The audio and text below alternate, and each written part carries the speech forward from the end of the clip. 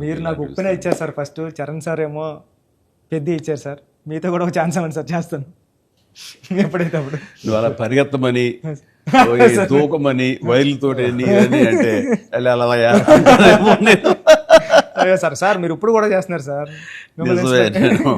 ఇప్పటికి వైర్లు కడుతుంటారు, పైకి లేపుతుంటారు, పల్టీలు కొట్టిస్తుంటారు. మొన్న శంకరవర ప్రసాద్ దీంట్లో కూడా చేశాను. పని అవసరం వచ్చేసరికి దేనికి నెరవం, దేనికి వెనకం చేసే పరిస్థితి లేదు. ఇంకా ఒకసారి ఎన్ని వైర్లు కట్టి అన్నీ ఇవైపోయింది, కమిలిపోయింది. చరణ్ చూశాడు ఇంట్లో, ఏంటిది అన్నాడు. వైర్లు కట్టి లేపారు. ఇంకా వైర్లు ఇంటికి కడుతున్నారా?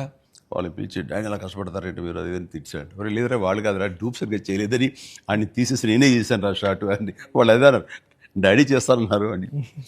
అంటే చరణ్ ఇందులో ఎంత కష్టపడ్డాడు అనేది నేను చెప్పాల్సిన అవసరం లేదు. ఆడియన్స్ ఆల్రెడీ వాళ్ళ క్యారెక్టర్ ద్వారా వాళ్ళే గుర్తించారు.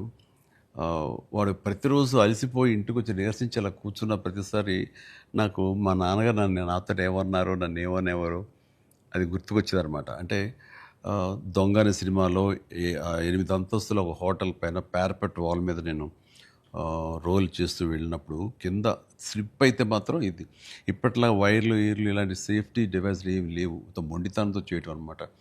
అట్లాగే ట్రైన్ కింద పడుకొని గోండా సినిమాలో వెళ్తుంటే ఒక 3 ఇంచెస్ ఎవేగా బాడీ కానీ లూజ్ అయితే కంకరాలు కొట్టుకుపోయేవి.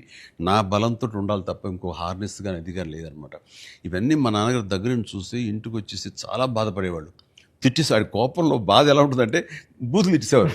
అలా చేయాలా అంటే ఏదో కొంచెం చెప్పకూడదు కొంచెం అలా తిట్టేసేసి ఆయన చేసేవారు. తప్పదనా దాందే ఉంది చేయాలి, లేకపోతే ఎలా కనపడదు రిజల్ట్, ఎలా మరి ఫ్యాన్స్ ఇచ్చేయాలి కదా వాళ్ళు ప్రేక్షకులు అని అప్పట్లో ఏం మాట్లాడేవాడిని. లేదురా రేపు పొద్దు నీకు కొడుకు పుట్టి, అప్పుడు ఇంకా చేయాలని పుట్టలేదు ఆ టైంకి, నీకు కొడుకు పుట్టి వాడు యాక్టర్ అయ్యి హీరో అయ్యి వాడు ఇలాగే కష్టపడుతారు, అప్పుడు తెలిసి వస్తారా మా ఫీలింగ్స్ ఏంటో నీకు అనేవాళ్ళు.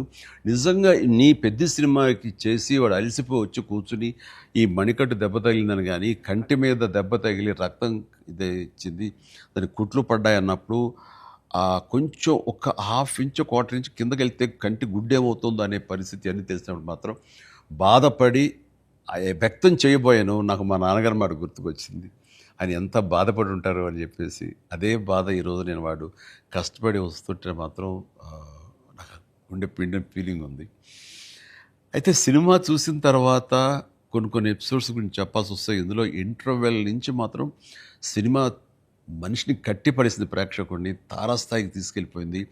ఎమోషనల్ జర్నీ చేయించి ఒక రోలర్ కోస్టర్ రైడ్ లాగా చేయించి అప్ అండ్ డౌన్ చేయించి పినాకిల్ ఇంకా తారాస్థాయికి తీసుకెళ్ళి అక్కడ వదిలిపెట్టారు సినిమాని.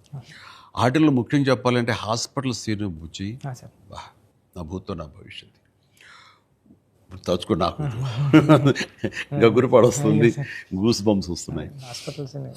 అసలు హాస్పిటల్ సీను వాడి నటనకి మాట్లాడుతూ అది నటనకి, అది నటన కాదు, వాడు ఫీల్ అయిపోయాడు దానికి. అక్కడి నుంచి నా కంట తడి తడి తడి లాస్ట్ వరకు ఆగలేదు. All the appreciation, all the blessings, God bless him, God bless him. దానికి చక్కటి అంత మంచి క్యారెక్టర్ ఇచ్చినటువంటి నీకు hats off, hats off. Thank you sir. ఒకసారి ఎస్పి బాలసుబ్రహ్మణ్యం ఆయన నువ్వు ఒకప్పుడు ఆపద్బాంధవుడు చేసావు, ఇంకోసారి రుద్రవేణి చేసావు, అలాగే చాలా సినిమాల్లో నీ పర్ఫార్మెన్స్ అనేది తెలుసు, కానీ ఎక్కువ కమర్షియల్ వైపు వెళ్ళిపోతున్నావు చిరంజీవి. నీలో పొటెన్షియాలిటీ ఉంది. ఎప్పుడో బాలసుబ్రహ్మణ్యం మన కె బాలచంద్ర గారు అన్నది కూడా అతను ప్రస్తావిస్తూ నీలో ఒక కమలాసనం రజనీకాంత్ అందరి కలయిక ఉంది అంటే ఏదో మాట్లాడుతూ రావాలి సినిమాలు అంటే. అలాంటి కంటెంట్ తోటి మన వాళ్ళు వస్తే కనుక ఎందుకు చేయను, చేసే కెపాసిటీ ఉంది, చేయగలను నమ్మకం నాకు ఉంది, రావాలి అంటే. నువ్వు చేయలేనిది చూడండి ఏమి లేదు అని అన్నప్పుడు నాకు అవకాశాలు రాని టైంలో హిందీలో ఒక డంగల్, ఒక చెక్దే వచ్చినప్పుడు వాళ్ళ పెర్ఫార్మెన్స్ అది చూసినప్పుడు ఇలాంటి కదా నాకు కావాలని కోరుకున్నాను. కానీ అలాంటి కంటెంట్ తోటి డైరెక్ట్లో వస్తేనే కదా మనకు ఏదైనా ఛాన్స్ అవకాశం ఉండేది. అలాంటి వచ్చినప్పుడు ఆ సినిమాకి ఇప్పుడు ఈ సినిమా కూడా అలాంటి స్పోర్ట్స్ నేపథ్యంలోనే వచ్చింది. ఆ సినిమాల్లో దంగల్ తీసుకుందాం, అది ఫ్యామిలీ ఎమోషన్, అండ్ దోస్ కుస్తీకి సంబంధించిన రెజ్లింగ్కి సంబంధించిన ఫ్యామిలీ ఆడబిడ్డలు వాళ్ళ ఇంటర్నల్ డ్రామా గుండెని కట్టిపడేస్తుంది, పిండేస్తుంది. అండ్ నీ సినిమా ఈ పెద్ది వచ్చేసరికి రస్టిక్ స్పోర్ట్స్ డ్రామా అండ్ అవేర్నెస్ని మోటివేట్ చేస్తూ ఒక రకమైన ఎడ్యుకేటివ్ ఫిలిం ఇది. ప్రతి ఒక్కరికి, ప్రభుత్వాలకి అయితేనేవి, చిన్నపిల్లలకి, తల్లిదండ్రులకి, ప్రేక్షకులకి, అందరికీ ఒక అవేర్నెస్ ఆలోచింపచేసే సినిమా ఇది. అందుకని అవి క్లాసిక్ స్పోర్ట్స్ డ్రామాలైనా ఇది రస్టిక్ ఒక గ్రామీణ నేపథ్యంలో ఉండేటటువంటి మట్టి కథ, మట్టి గేమ్స్, మట్టి మనుషుల కథ ఇది. అందునే దీనికి ఎక్కువ లాంజివిటీ ఉంటుంది, దీనికి ఎక్కువ ఆదరణ ఉంటుందని నేను నా భావన. అండ్ దట్ వే ఇలాంటి కథ చరణ్ రావటం అనేది నేను మిస్ అయింది, చరణ్ పొందాడు. కాబట్టి ఆ అవకాశం వచ్చింది కాబట్టి కొంతమంది చిరంజీవిని మించిన వాడు చరణ్ అంటున్నారు, ఒప్పుకుంటున్నారు మనస్ఫూర్తిగా. కానీ ఒక తండ్రిగా గర్వంగా ఉంది, ఒక నటుడిగా కొంచెం కష్టంగా ఒప్పుకోవాల్సి వస్తుంది. చాలా బాగా చేసేవారు చరణ్, లవ్ యూ. గ్రామీణ వాతావరణం ఈ నేపథ్యంలో కథల్లో అఫ్కోర్స్ మీ గురువు గారు సుకుమార్ పెట్టింది పేరు. సుకుమార్ సినిమా రంగస్థలం కానీ ఇప్పుడు ఈ సినిమా ఇది చూసినప్పుడు నాకు అఫ్కోర్స్ నిన్న మొన్న చనిపోయారు, దివంగతులయ్యారు భారతిరాజా గారు. కొద్ది రోజుల క్రితం నేను భారతిరాజా గారు కూడా ఈ బుచ్చి సుకుమార్ లాగానే ఆలోచిస్తారు. ఆయన 16 వయదునీళ్ళ దగ్గర నుంచి మొదలు మర్యాద కానీ ఇలాంటి సినిమాలన్నీ, నా ఆరాధన సినిమా, ఇవన్నీ కూడా చూస్తాను. నేను డిస్కస్ చేసుకుంటున్నాను. ఆ 2 డేస్లోనే నిన్న మొన్న ఆయన చనిపోయారని తెలిసిన ఇది డ్యూ రెస్పెక్ట్ ఆయనకి మనస్ఫూర్తిగా మనం ఆయన ఆత్మశాంతి చేకూరాలని ఈ సందర్భంగా కోరుకుంటున్నాను. అండ్ ఆయన ప్రస్తావన ఎందుకు వచ్చిందంటే అలాంటి సినిమాలకు ఆయన పెట్టింది పేరు.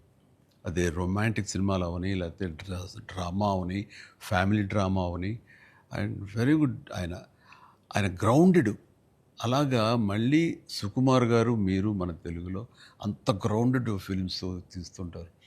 మీ ఆలోచన అవి కానీ రస్టిక్గా ఉంటాయి, రూరల్గా ఉంటాయి, గ్రామీణానికి సంబంధించినవి ఉంటాయి. అట్లాగా ఆయన ఈ ఇందులో మనస్ఫూర్తిగా నేను ఇలాంటి ఒక శిష్యుడికి ఇన్స్పైర్ చేసి ఇలాంటి మంచి కథ ఎన్నుకోవడానికి, ఆలోచించుకోవడానికి ఒక కథకుడుగా, ఒక డైరెక్టర్గా నువ్వు అతనితో అసోసియేట్ అయ్యి నువ్వు నేర్చుకున్నందుకు, నేను ఇన్స్పైర్ చేసేందుకు, నీలాంటి వ్యక్తిని ఈ పెద్ద ద్వారా మాకు ఇచ్చినందుకు అండ్ మనస్ఫూర్తిగా నీ సందర్భంగా సుకుమార్కి నేను నా అభినందనలు తెలియజేయాలి. సుకుమార్, ఒక మెట్లో మాణిక్యాన్ని ఇచ్చావు. Thank you.